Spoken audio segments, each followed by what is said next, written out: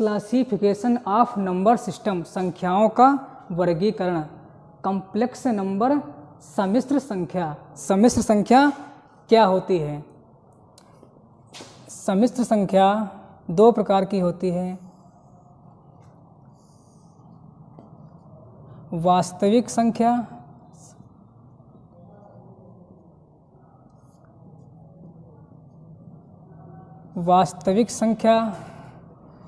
तथा काल्पनिक संख्याएं। सम्मिश्र संख्याएं दो प्रकार की होती हैं, वास्तविक संख्याएं और काल्पनिक संख्याएं। काल्पनिक संख्याओं को हम नहीं पढ़ेंगे क्योंकि कक्षा 10 में काल्पनिक संख्याओं को पढ़ा था और काल्पनिक संख्याएं हमारे यूपी टेट में नहीं पूछी जाती है, इसलिए हम काल्पनिक संख्याओं को नहीं पढ़ेंगे, वास्तविक संख्याओं को पढ़ेंगे। वास्तविक संख्याएं दो प्रकार की होती है,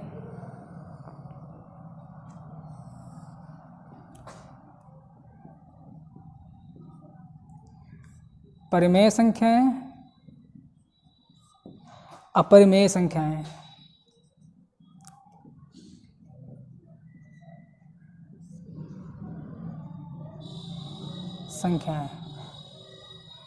वास्तविक संख्याएं दो प्रकार की होती हैं, परिमेय संख्याएं, अपरिमेय संख्याएं।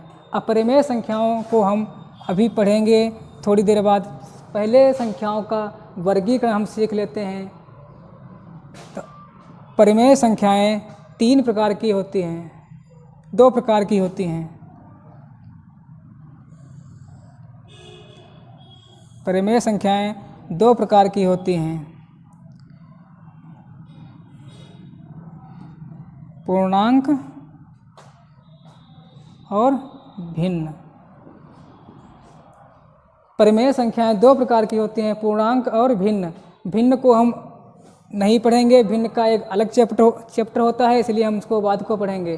पहले पूर्णांक पढ़ते हैं। पूर्णांक को तीन भागों में बांटा गया है,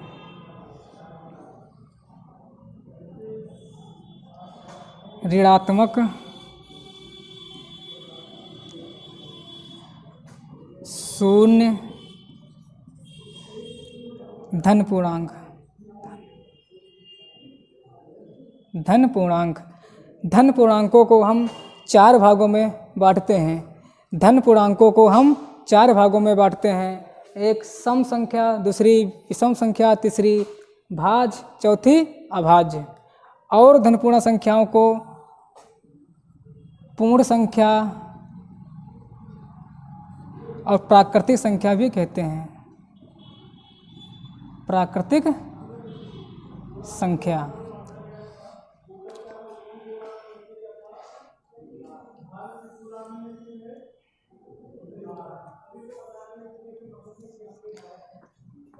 धन पूर्णांक को चार भागों में बांटा है, सम संख्या,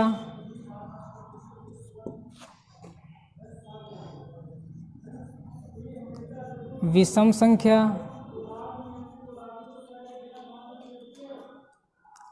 अभाज्य और भाज्य। भाज्य को हम यौगिक संख्या भी कहते हैं, यौगिक संख्या, और अभाज्य को ऋण संख्या, ऋण संख्या। ये हमारे संख्याओं का वर्गीकरण है।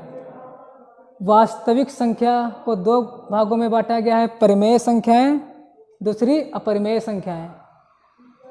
परिमेय संख्याएं को हम दो भागों में बांटा है, पूर्णांक और भिन्न। भिन्न को हम अभी नहीं पढ़ेंगे, भिन्न का एक अलग से चैप्टर होता है, इसलिए हम भिन्नों को अलग पढ़ेंगे। पूर्णांक तीन प्रकार के होते हैं, ऋणात्मक, शून्य और धन पूर्णांक। धन पूर्णांक को हम चार भागों में बांटे हैं, सम संख्या, विषम संख्या, अभाज्य संख्या और भाज्य संख्या। और इसके अंतर्गत दो भी होते हैं, पूर्ण संख्या और प्राकृतिक संख्या। अब इन सबको एक एक करके इनकी परिभाषा जानेंगे।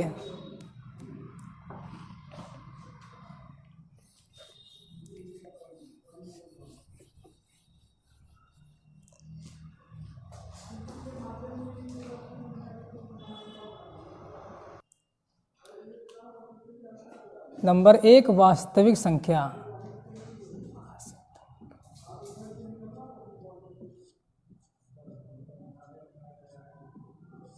वास्तविक संख्या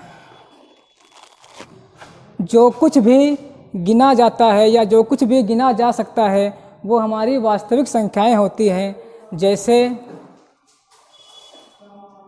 धनात्मक, ऋणात्मक, शून्य, p/q या p/q नहीं, ये सब हमारी वास्तविक संख्या है। वास्तविक संख्या है।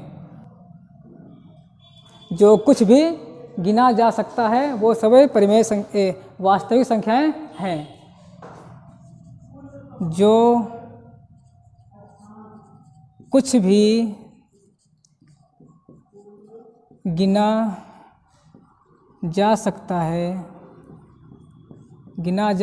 है वह वास्तविक संख्याएं कहलाते हैं। वास्तविक संख्याएं कहलाती हैं। जो कुछ भी गिना जा सकता है वह सब वास्तविक संख्याएं हैं। जैसे धनात्मक, ऋणात्मक, शून्य, p/q या p/q नहीं, ये सब हमारी वास्तविक संख्याएं हैं।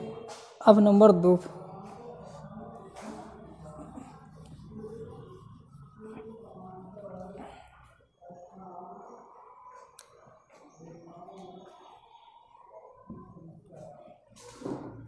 रोक दोगे। परिमेय संख्याएं।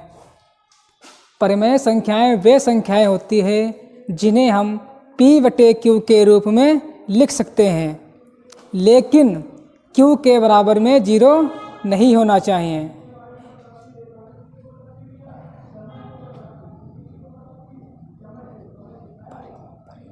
परिमेय संख्या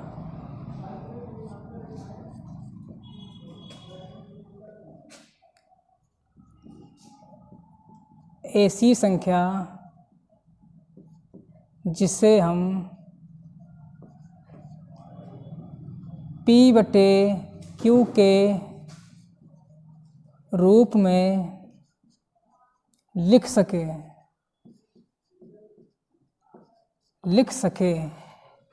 किंतु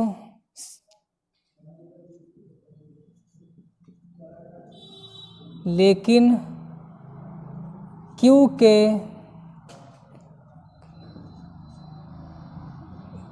का मान 0 नहीं होना चाहिए।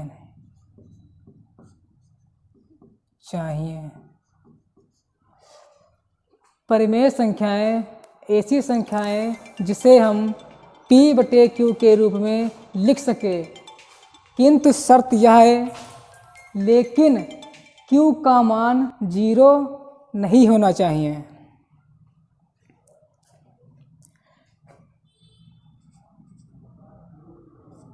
उदाहरण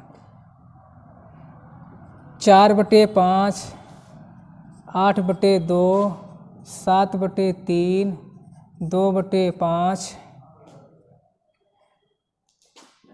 3, 2, 5। 3, 2, 5 क्या हमारी परिमेय संख्या है? हाँ, ये हमारी परिमेय संख्या है, क्योंकि 3 के नीचे हम 1 मान ले तो ये हमारी p/q के रूप में लिखी है। 2 के नीचे हम 1 मान ले तो ये भी हमारे p/q के रूप में लिखी है और q का मान 0 नहीं है, तो ये हमारी परिमेय संख्याएं हैं। -4/5, -7/6 ये सब क्या है? हमारी परिमेय संख्याएं हैं। 1.5 क्या हमारी परिमेय संख्या है? हाँ, हमारी ये परिमेय संख्या है, क्योंकि 1.5 दशमलव हटाएंगे और यहाँ एक 0 बढ़ा देंगे तो 15/10 तो इसको हम P बटे Q के रूप में लिख सकते हैं। तो ये हमारी परिमेय संख्या है। 1.54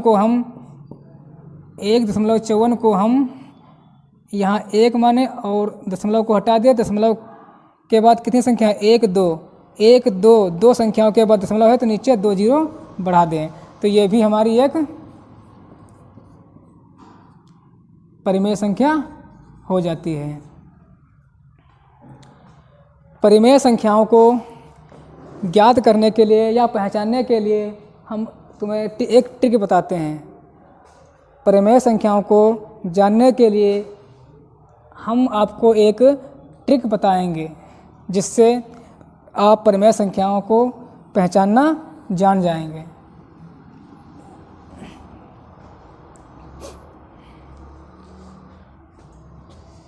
इकतीस और 40 ये दो संख्या हम लेते हैं। 31 हमारी परिमेय संख्या है या नहीं है? 31 हमारी परिमेय संख्या है या नहीं है? है। क्यों? इसके नीचे हम 1 मान लें तो हमारी ये P बटे Q के रूप में लिखी जा सकती है। तो ये हमारी परिमेय संख्या कहलाएगी। 4/0 4/0 क्या हमारी परिमेय संख्या है? नहीं है, क्योंकि यहाँ Q का मान 0 है और हमारी शर्त क्या थी कि Q का मान 0 नहीं होना चाहिए। 3/0 क्या ये हमारी परिमेय संख्या है? नहीं है, क्योंकि इसका भी मान Q के जगह पर 0 है और Q का मान हमेशा 0 नहीं होना चाहिए। लेकिन 0/4 क्या ये हमारी परिमेय संख्या है या नहीं है? हाँ, 0/4 हमारी परिमेय संख्या है, क्योंकि 0 Q के स्थान पर नहीं होना चाहिए, इसलिए ये हमारी परिमेय संख्या है। कोई भी चाहे वो ऋणात्मक हो तब भी ये हमारी परिमेय संख्या होती है, क्योंकि इसके बटे में हम एक मान लेते हैं।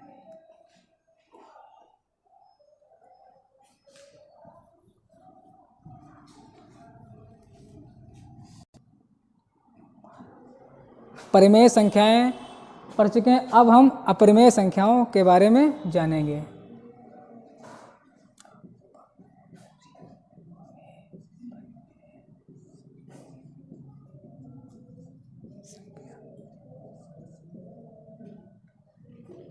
जिसे हम P बटे Q के रूप में ना लिख सके वे हमारी अपरिमेय संख्याएं कहलाती है।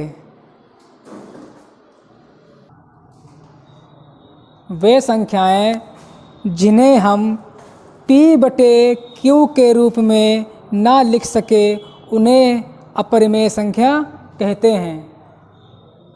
जो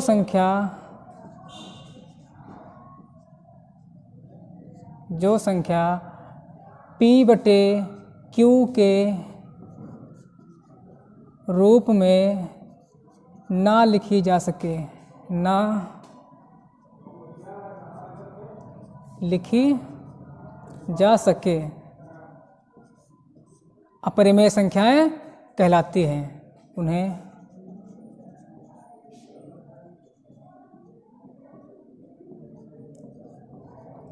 अपरिमेय संख्या कहते हैं। जैसे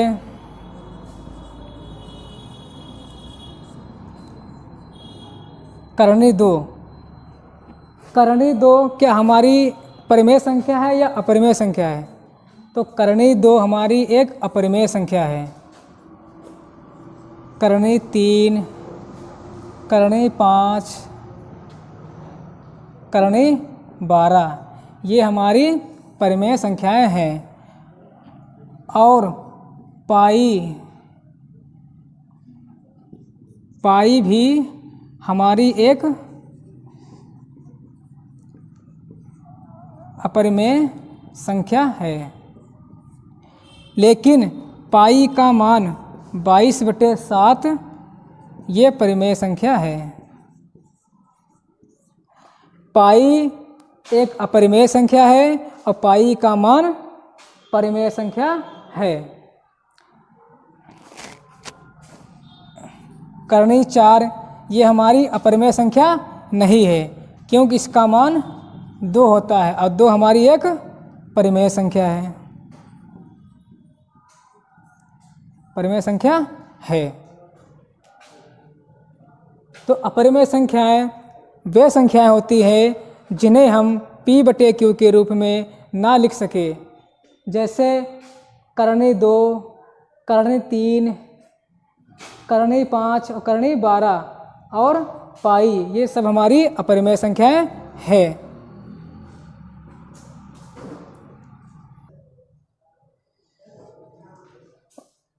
अपरिमेय संख्याओं के बाद पूर्णांक।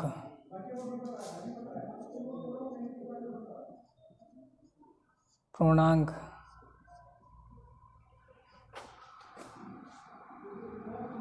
धनात्मक, धनात्मक, ऋणात्मक व शून्य सहित, शून्य सहित संख्याएं,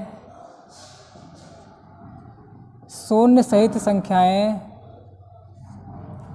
पूर्णांक कहलाती है। पूर्णांक कहलाती है। पूर्णांक धनात्मक, ऋणात्मक व शून्य सहित संख्याएं पूर्णांक कहलाती हैं।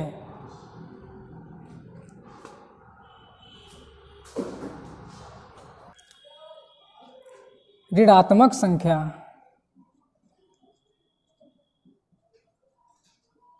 ऋणात्मक संख्या संख्या रेखा के बाईं तरफ की संख्याएं ऋणात्मक संख्याएं कहलाती हैं। संख्या रेखा के बाईं तरफ, बाईं तरफ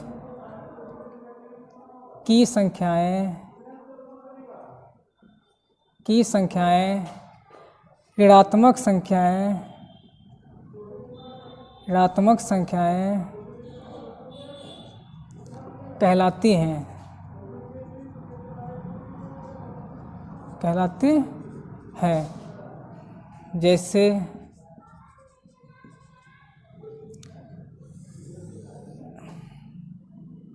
एक हम बिंदु मान लेते हैं 0, 1, 2, 3, 4, 5, -1, -2, -3, -4। संख्या रेखा के बाईं तरफ, संख्या रेखा के बाईं तरफ सभी ऋणात्मक संख्याएं होती है और संख्या रेखा के दाहिनी तरफ सभी धनात्मक संख्याएं होती है। धनात्मक संख्या होती है। तो ऋणात्मक संख्या, संख्या रेखा के बाईं तरफ की संख्याएं ऋणात्मक संख्याएं कहलाती है। जैसे एक संख्या रेखा हमने खींच लिया, एक यहाँ बिंदु मान लेते हैं, बिंदु के दाहिनी तरफ सभी धनात्मक संख्याएं और बिंदु के बाईं तरफ सभी ऋणात्मक संख्याएं।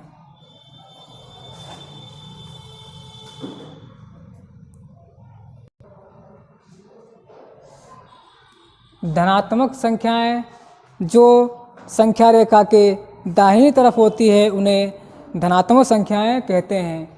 अब हम पूर्ण संख्या को जानेंगे। पूर्ण संख्या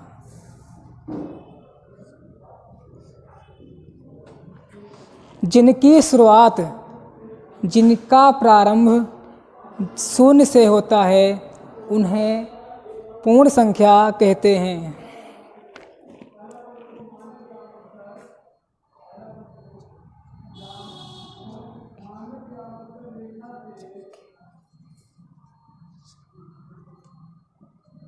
जिनकी शुरुआत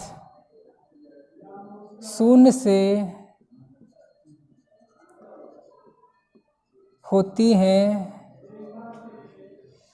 वे संख्याएं पूर्ण संख्याएं कहलाती हैं। पूर्ण संख्याएं कहलाती हैं।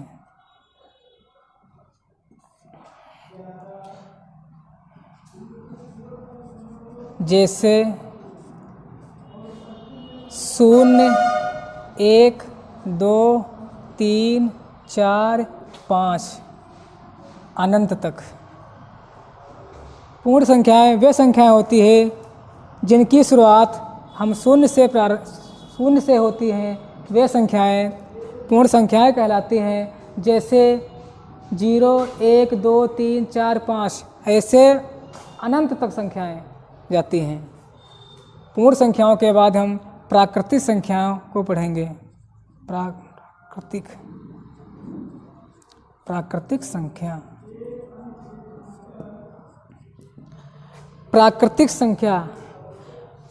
प्राकृतिक संख्याएं वे संख्याएं होती है जिनका प्रारंभ 1 से होता है। वे सभी प्राकृतिक संख्याएं कहलाती हैं जिनका प्रारंभ या जिनकी शुरुआत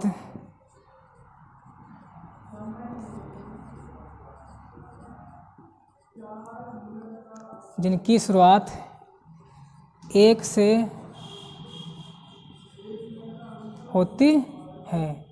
वे संख्याएं प्राकृतिक संख्याएं कहलाती हैं। जैसे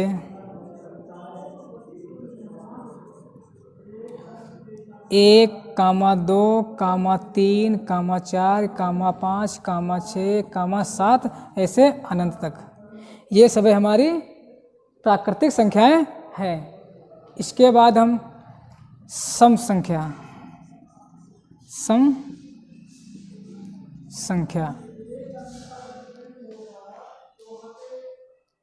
संख्याएं वे संख्याएं होती हैं जो 2 से पूर्णतः विभाजित हो जाती हैं या 2 से कट जाती हैं। वे सभी संख्याएं सम संख्याएं कहलाती हैं।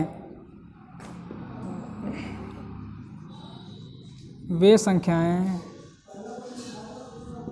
जो 2 से पूर्णतः विभाजित हो जाती हैं।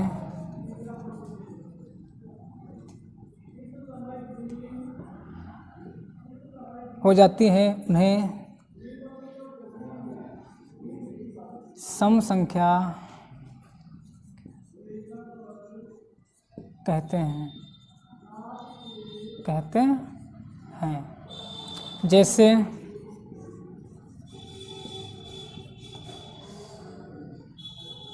2, 4, 6, 8, 10, 12। यहाँ 4 हमारी 2 से पूर्णतः विभाजित हो जाएगी। 2 1 2, 2 दूनी 4, तो 4 हमारी 2 से पूर्णतः विभाजित है। 12 भी 2 से पूर्णतः विभाजित है। तो ये सब हमारी सम संख्याएं कहलाती है। विषम संख्या।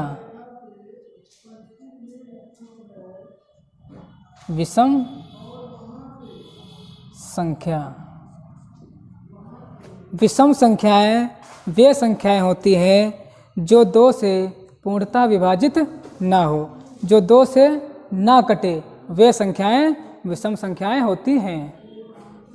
जो 2 से ना कटे या विभाजित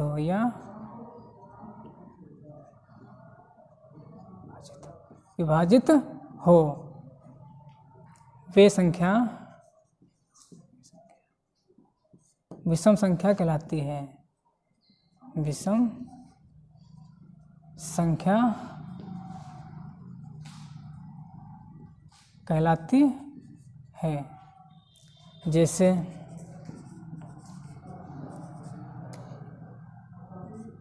1 हमारी सम संख्या है या विषम संख्या है? 1 हमारी विषम संख्या है, क्योंकि ये 2 से विभाजित नहीं होगी। ऐसे 3 3 भी हमारी 2 से विभाजित नहीं होगी। तो 1, 3, 5, 7, 9, 11, 13, ये सब हमारी विषम संख्या है जो 2 से 3/2, जैसे 7 हमारी 2 से नहीं विभाजित होगी, तो 7 भी हमारी कैसी संख्या है? विषम संख्या है।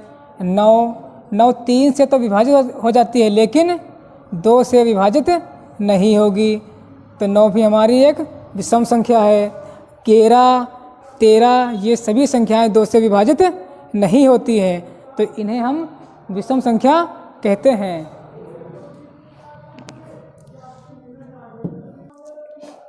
अभाज्य संख्या। अभाज्य संख्या। अभाज्य संख्याओं को समझें। अभाज्य संख्याएं वे संख्याएं होती हैं जो स्वयं व एक के अलावा किसी अन्य से न विभाजित हो, वह संख्याएं अभाज्य संख्याएं कहलाती है। जो स्वयं व एक के अतिरिक्त एक के अलावा किसी से न विभाजित हो, किसी से न विभाजित हो,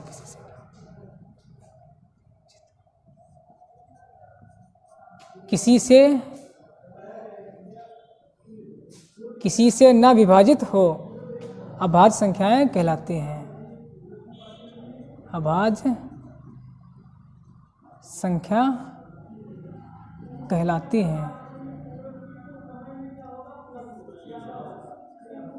हैं। जैसे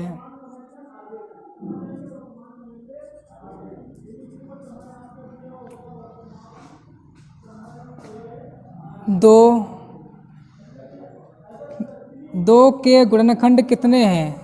1 है और स्वयं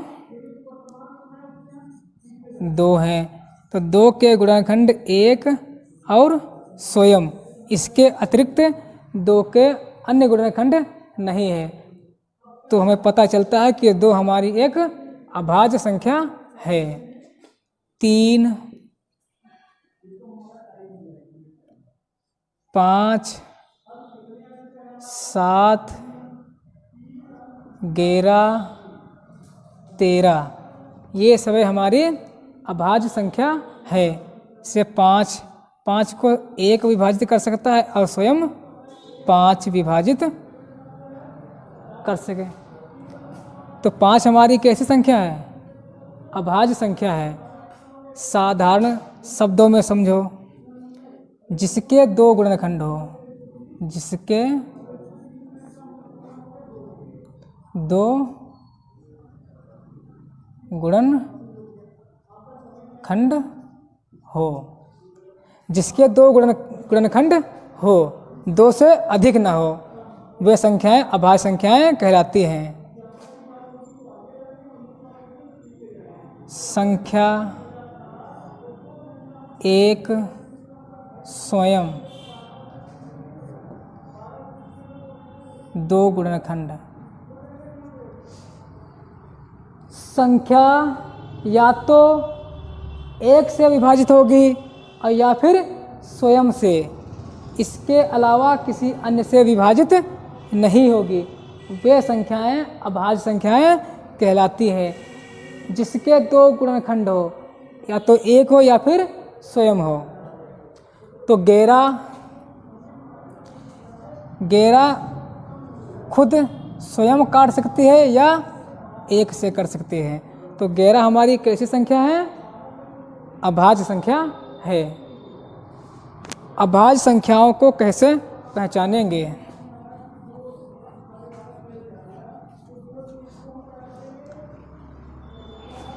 अभाज्य संख्या पता करना। अभाज्य संख्या पता करना। जैसे हमने 31 और 40 को लिया है। 31 में 1 जोड़ने पर और बटे में 6, कामा 31 में 1 घटाने पर और बटे 6। 31 में +1 करने पर यदि संख्या 6 से विभाजित है तो संख्या अभाज्य है, यदि संख्या विभाजित नहीं है तो अभाज्य नहीं है। तो 31 और 1 32/6, कामा 31 माइनस 1, 31 में से 1 का 30/6। 6 32 को विभाजित नहीं कर पाया, लेकिन 6 6 6 पंचे 30, 6 30 से विभाजित हो जाती है। तो हमें पता चलता है कि 31 हमारी अभाज्य संख्या है।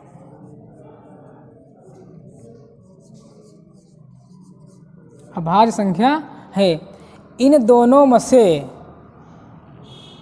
एक संख्या यदि विभाजित हो जाती है तो वह संख्या अभाज्य संख्या कहलाती है। यदि दोनों न विभाजित हो तो वह संख्या अभाज्य नहीं होती है। जैसे 40 + 1/6, 40 + 1/6, 40 माइनस 1/6, 40 और 1 41/6, 40 में से 1 का 39/6। तो 6 का 41 को विभाजित करेगा, 6 का 41 को काट पाएगा नहीं, 6 का 39 को काट पाएगा नहीं। तो 6 जब 41 को और 6 39 को नहीं काट पाएंगे तो ये हमारी अभाज्य संख्या नहीं होगी।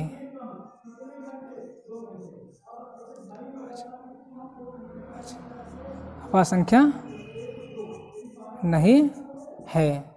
इसका सूत्र होता है n + 1/6, n - 1/6। ये इसका सूत्र है अभाज्य संख्या पता करने का।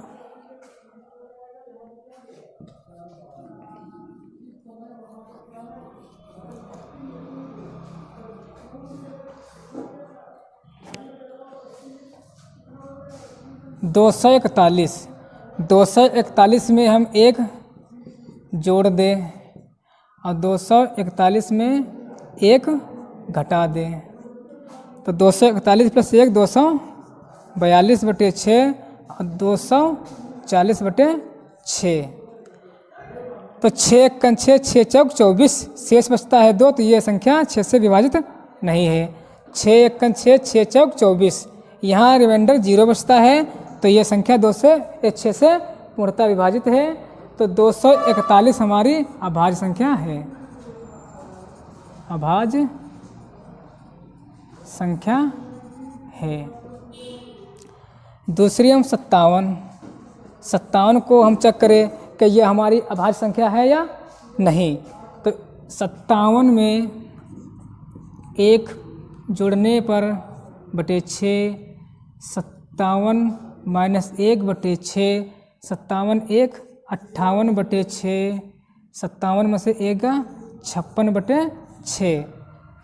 6 58 को 6 से भाग देंगे तो कट जाएंगे, तो 6 58 को नहीं काट पाएगा, 6 56 को भी नहीं विभाजित कर पाएगा।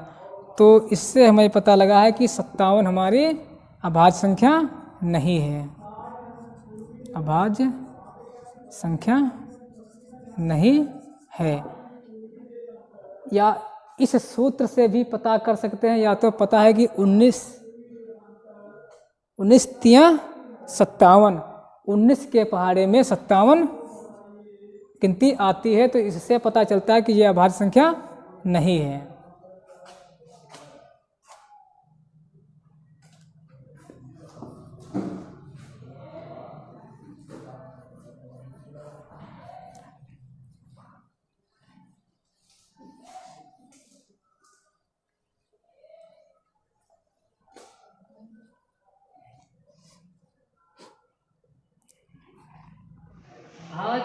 जो संख्या स्वयं व एक के अलावा किसी अन्य संख्या से विभाजित हो वह संख्या भाज्य संख्या कहलाती है। जो संख्या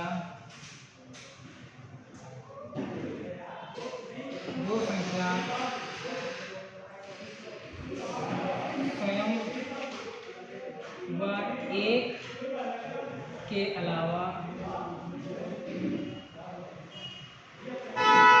किसी अन्य संख्या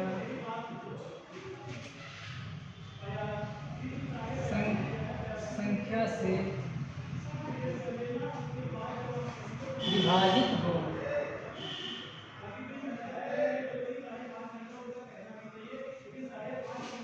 जो संख्या स्वयं व एक के अलावा किसी अन्य संख्या से विभाजित हो वह संख्या भाज्य कहलाती है।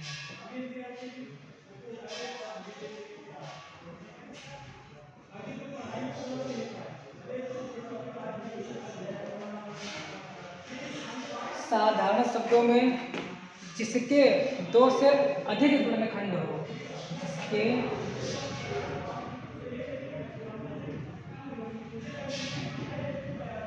दो से अधिक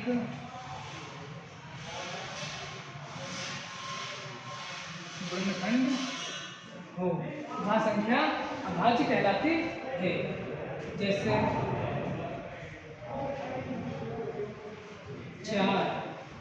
4 तो 1 से भी विभाजित होगी, 2 से भी विभाजित होगी,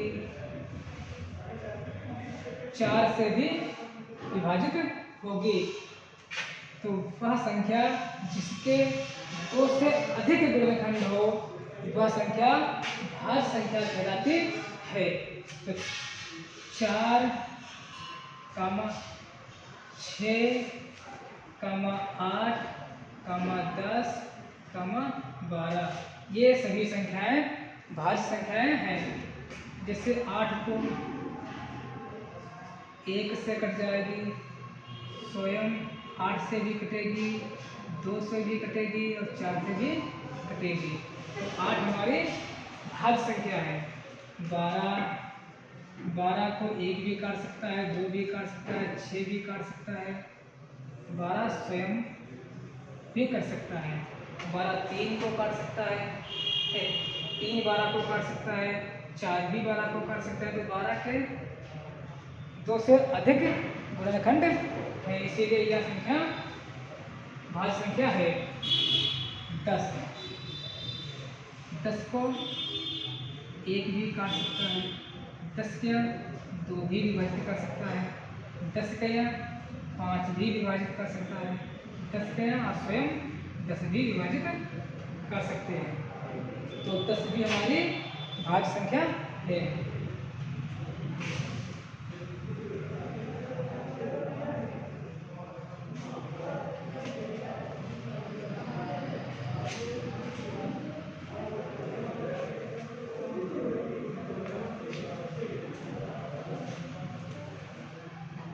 अब हम अभाज्य संख्या और भाज्य संख्या के बारे में पता करेंगे कि 1 से 100 तक कितनी भाज्य संख्या होती है और 1 से 100 तक कितनी भाज्य संख्या होती है। तो सबसे पहले अभाज्य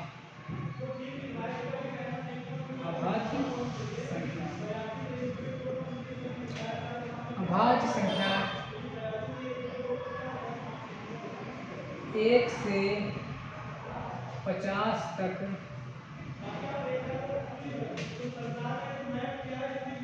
15 अभाज्य संख्या होती है।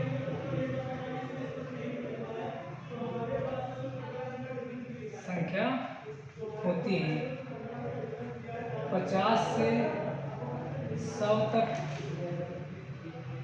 कुल 10 अभाज्य संख्याएं होती हैं।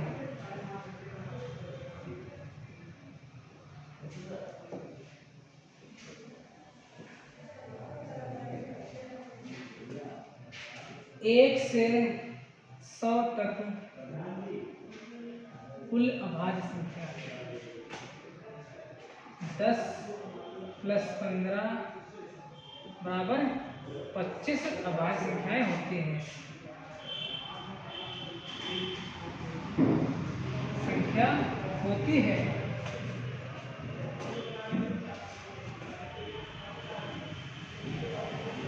प्रथम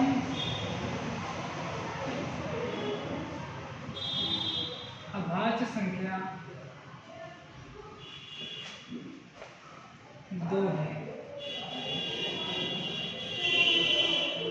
प्रथम एक तो एक ऐसी संख्या है 2 एक ऐसी सम संख्या है जो अभाज्य है। तो एक ऐसी सम संख्या है जो अभाज्य है।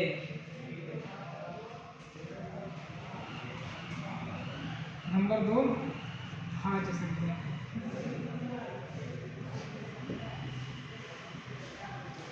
भाज्य संख्या 1 से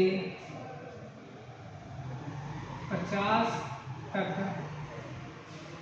34 भाज्य संख्या है।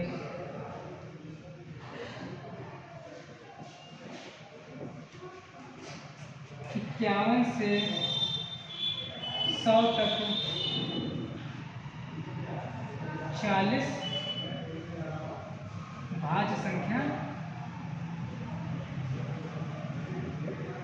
है। 1 से 100 तक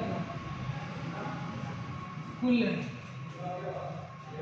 34 + 40 बराबर 40 और 34 74 भाज्य संख्याएं हैं।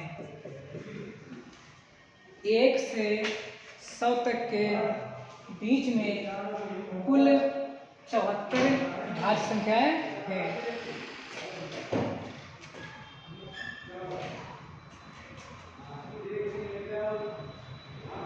25 अभाज्य और 74 भाज्य बराबर 5 4 9 7 2 9 99 संख्या हमारी भाज्य और अभाज्य है।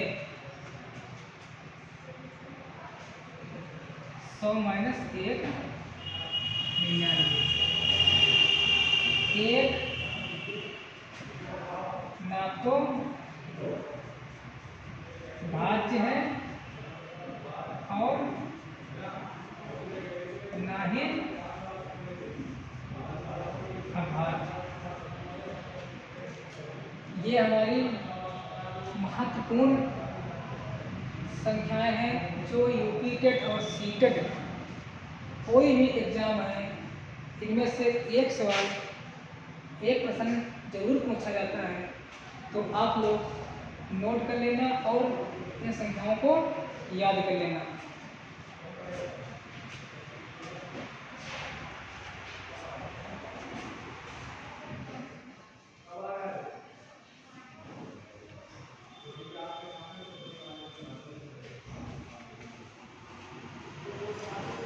अब हम कुछ संख्याओं के बारे में और जानकारी प्राप्त करेंगे।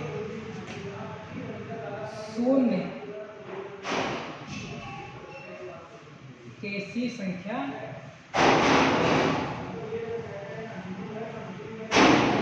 हमें पता है कि 0 एक पूर्ण संख्या है, क्योंकि पूर्ण संख्या की परिभाषा 0 से प्रारंभ होती है। उन्हें हम पूर्ण संख्याएं कहते हैं। इसलिए 0 हमारी एक पूर्ण संख्या है। 0 सम संख्या भी है। 0 एक सम संख्या भी है और 0 एक पूर्ण संख्या है। तो 0 एक कैसी संख्या है? तो 0 एक पूर्ण संख्या है, और 0 सम है या विषम है? तो 0 हमारी सम संख्या है। पाई क्या है? पाई क्या है? तो पाई एक हमारी अपरिमेय संख्या है।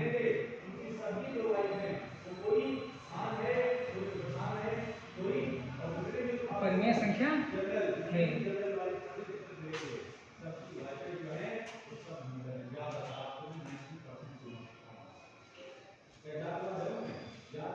एक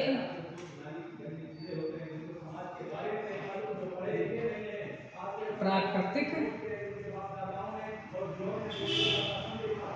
संख्या है। एक हमारी कैसी संख्या है? एक हमारी प्राकृतिक संख्या है। ना तो ये भाज्य है, ना तो ये अभाज्य है, ना तो पूर्ण है, ना तो सम है। ये हमारी कैसी संख्या है? एक प्राकृतिक संख्या है।